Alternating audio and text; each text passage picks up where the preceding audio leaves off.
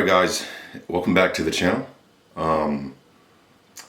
It's been a long time since I've posted a video for you guys. Been a lot of big changes as well that I'm going to try to go over in this video, and I think I only have half a battery, so I'm going to try to make this video to the point but not as long as well because I want to do it all in one take. So if you're new to the channel, welcome. If you've been here before when I had my MK4 Supra, then you probably know that I like to try to do everything raw. So let's get into it. I'm going to show you guys here in a minute because it's in the garage, but I sold my MK4 Supra, I think, end of last year, to a really cool dude who I still keep in touch with. He lives out in California. He flew out, bought my Supra, drove it back to California from Texas, and is taking good care of it. He's actually done a lot more mods to it as well, so it looks pretty cool. I will drop his Instagram down in the bottom as well, so you guys can follow it if you still want to see what he took from me and continued with from all the work that I did to it. That being said, after that, I think maybe 3 or 4 months later, I bought a MK4 Supra, a right-hand drive out of a company in Australia called Global Market Traders. Now, I don't know if I won't get into the story with that whole situation with me buying that Supra in this video, because right now I really just want to kind of show you the Supra and give you like a little update of all the stuff that I've done to it and what I'm going to be doing to it in the future as time goes on, because that's going to be a whole other long video with me talking about that situation. But that being said, I bought a Supra right-hand drive from Global Market Traders. I didn't want to spend the money on a left-hand drive Supra. Also, I'm a big lover of Japan. I've been there twice, and I want to retire in that country because it's just beautiful. The culture is just amazing. The food's amazing. Everything about Japan is just top tier.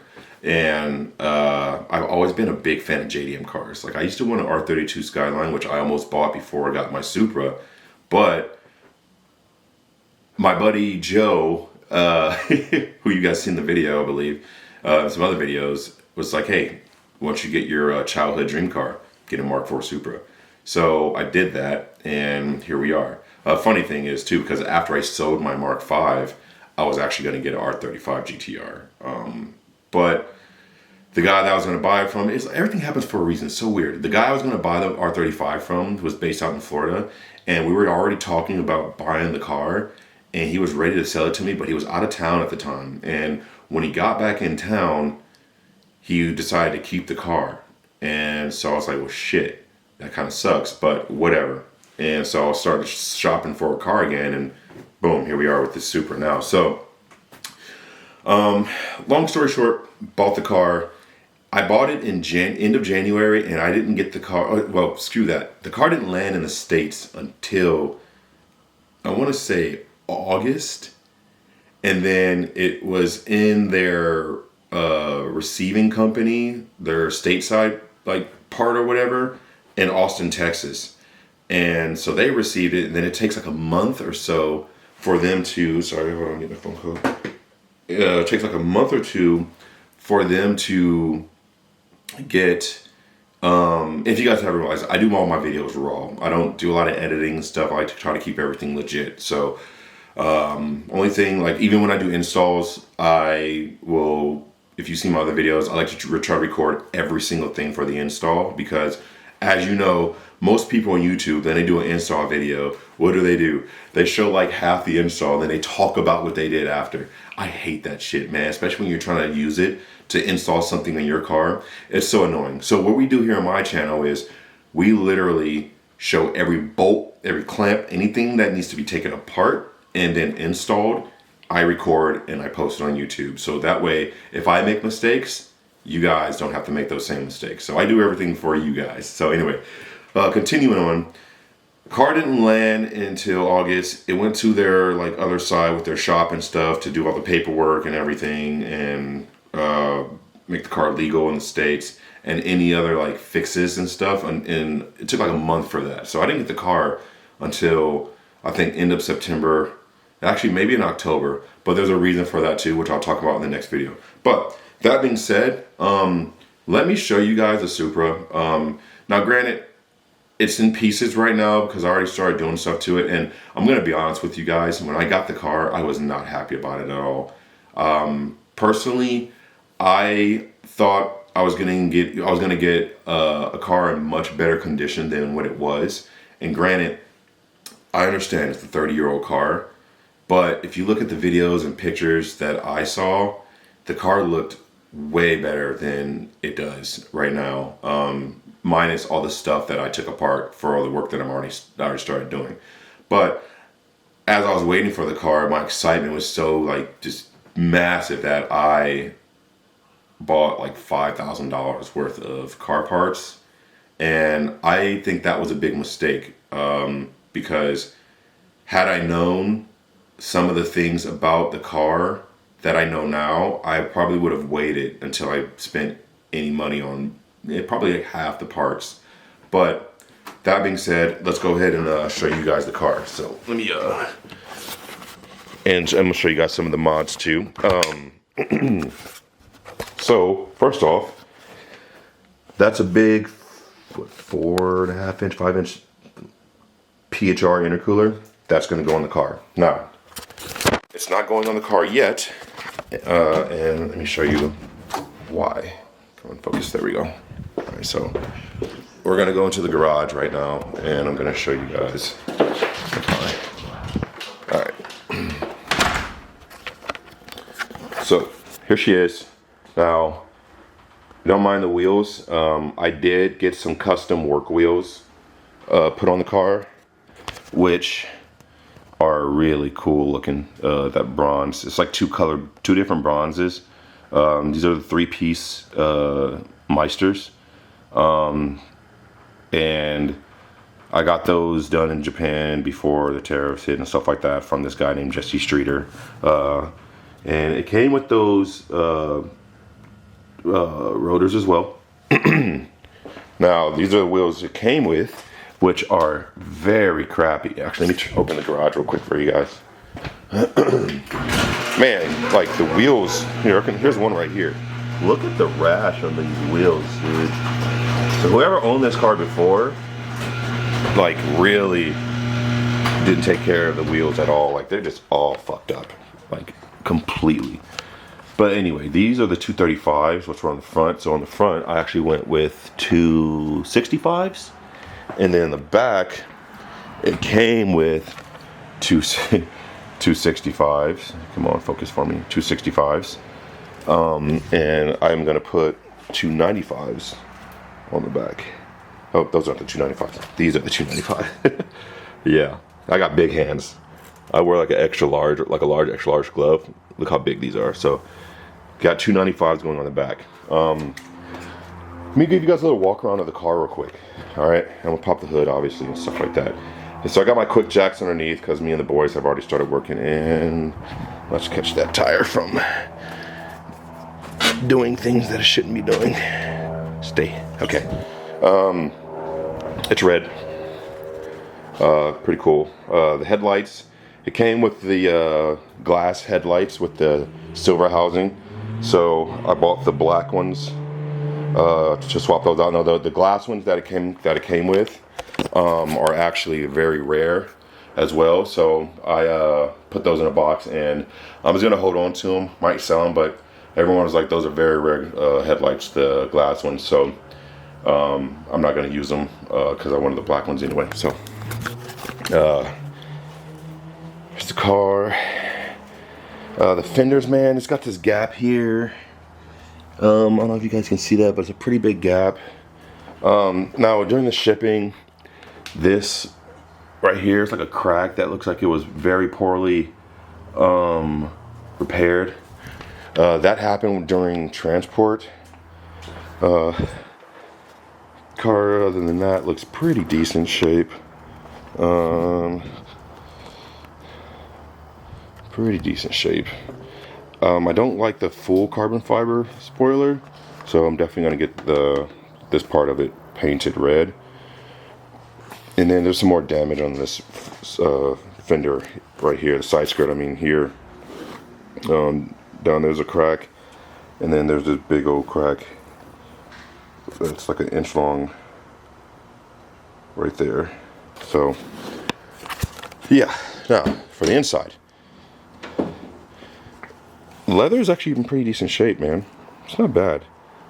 So I'm gonna let that ride for a while. I'm not gonna do any like seats or anything because the seats are actually electronic. So I'm not gonna change any of the seats.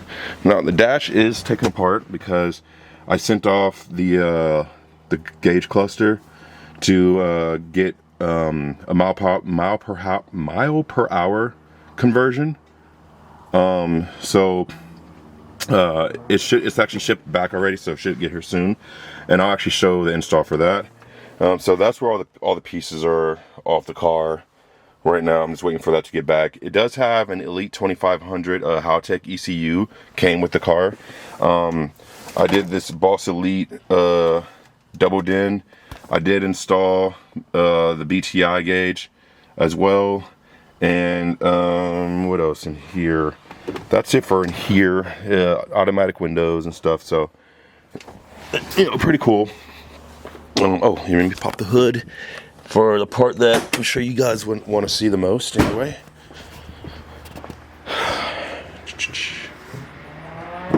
Alright. Under the hood. So, there it is.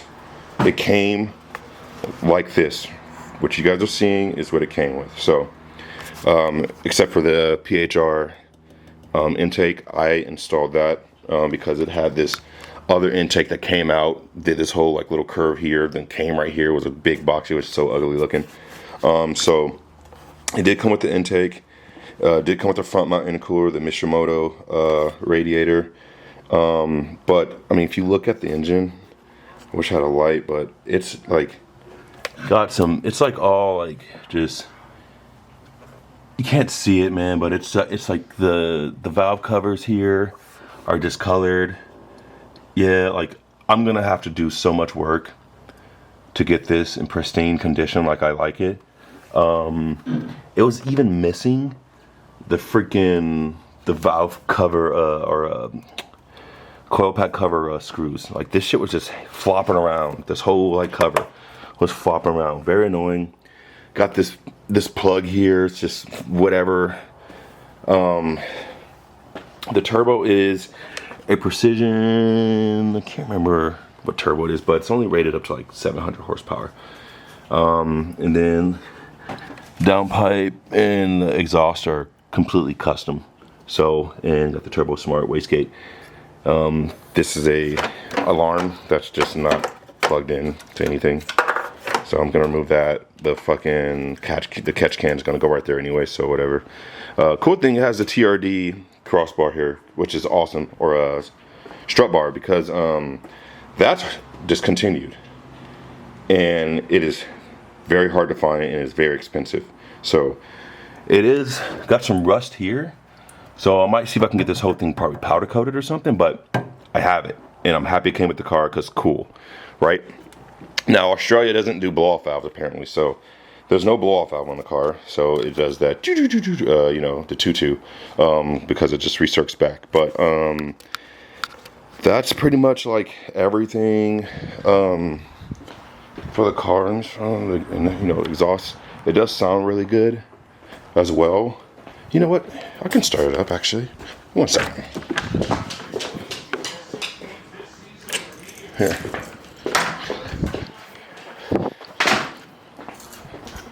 Should be able to start up, yeah. Start up. Something about these cars too, you don't have to press the clutch in either, which is kind of funny to start it up, but yeah. Oh, hold on. Nope, actually I can't start it up. Let's not do that yet. Let me make sure I get all that shit back in. Okay, sorry about that. All right, but yeah, front mount intercooler is a HDI. I heard it's like eBay piece of shit, so whatever. Now, check this out. This box here has buku parts, okay? So let me show you what installs are going to happen here, okay? This is a PHR top radiator hose or pipe that's going to get put on. Got these ARP wheel studs because I need those to put the back wheels on. That's another story which I'll explain in the video as well when I kind of tell you about everything that I'm kind of dealing with as far as like issues and stuff, because there are a lot of issues that I've been dealing with this car. So I got the car and I literally haven't even driven it yet. I've had it for like over a month already. So very frustrating. This here, the hood latch thingy was just off. Momo steering wheel's going on. I got a bigger turbo in that box right there. That's going on with a PHR S1 turbo manifold. That's going on. Here's the NRG quick release. Injectors, 1000cc injectors. Dual wastegate for the new manifold. I got this Howtech boost solenoid. Rotary knob to change different boost settings. I got AEM gauges up there. Let's see if I'm missing anything. Megan Racing control arms for the front. Also over there that's the manifold. I got a South Bend clutch. Can't see it. PHR turbo manifold, South Bend clutch right there, and then underneath is the deluxe flywheel that's going to be replaced as well. Yeah, a lot of parts and a lot of work to do. So, oh, and I got a full radium fuel system, the one that's like the entire fuel system. So with the whole E85 setup and everything. So that's gonna go on there. I think that whole thing was like $1,200 or something. So a lot of work to do, and it's gonna be a lot of videos, a lot of fun. And I got BC Racing coilovers, or that's all should be here hopefully by the end of the month that I ordered almost a month ago. So there's that as well. So God, man, so much stuff I gotta do to this car.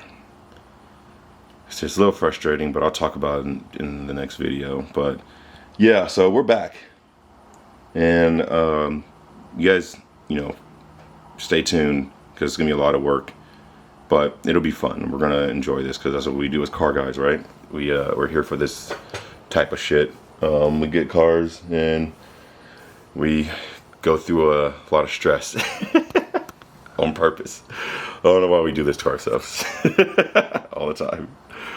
But yeah, it is what it is. Yeah, so anyway, you guys know what to do. Like, comment, subscribe, all that jazz.